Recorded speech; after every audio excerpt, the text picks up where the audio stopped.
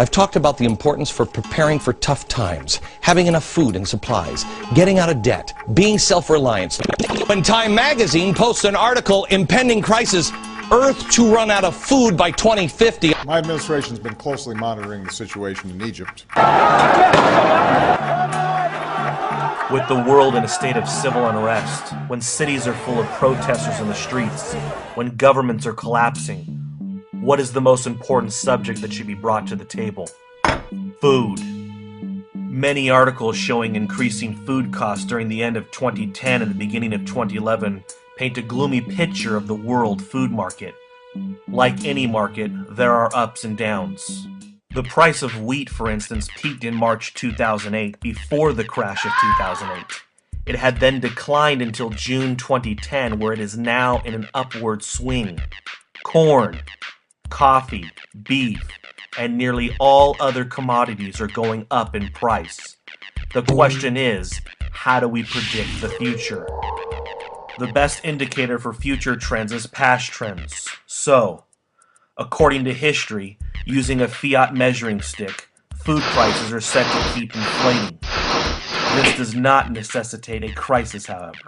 One thing to consider for us in the United States is that the dollar is slowly being dethroned from its position as the world's reserve currency, which it has held since around 1944.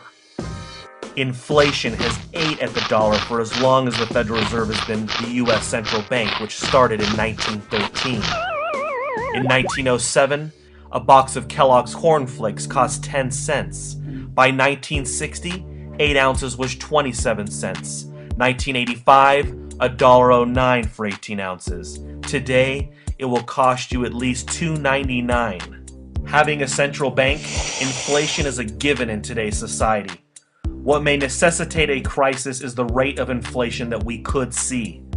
In the last couple of years, the Federal Reserve has gone on a printing spree, creating over $1 trillion digital US dollars.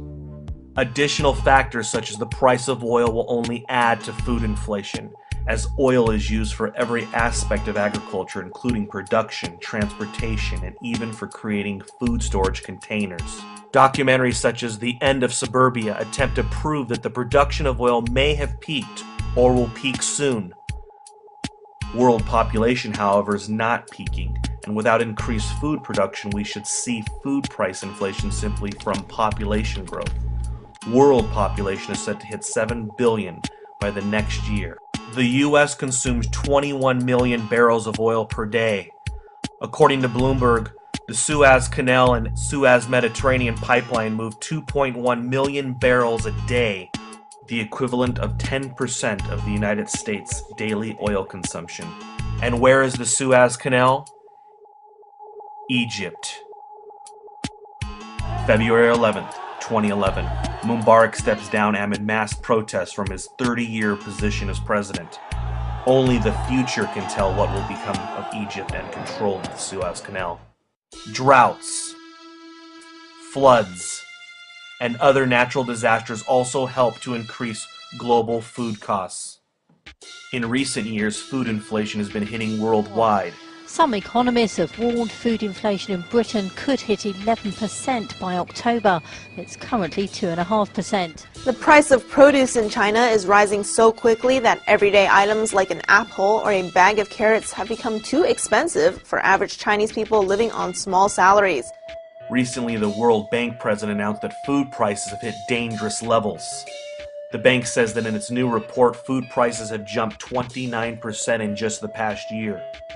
The World Bank estimates that higher prices for corn, wheat, and oil have pushed 44 million people into extreme poverty since last June. What's more scary than not being able to afford to feed your family? Many ordinary Americans and citizens worldwide are in fear of global corporations, such as Monsanto, who is attempting to take over the entire world food supply by creating and patenting genetically modified foods, GMOs. Despite some known health risks, many people also claim GMO foods do not offer the same nutritional value as their organic counterparts. Complaints of Monsanto's genetically modified seeds contaminating small farms And Monsanto suing these small farms for having their patented seeds without permission seems to spell a grim future for organic and small farmers and food in general. Imagine if one corporation or government owned the genetic code for all seeds and food production in the world. The people could only eat what this company or government decided they could, and at their set prices.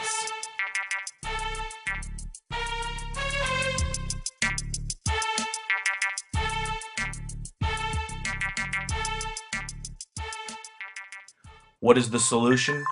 Turn back to localized farms and sharing healthy, organic, grown food locally with those around you to prepare for the upcoming inflationary crisis.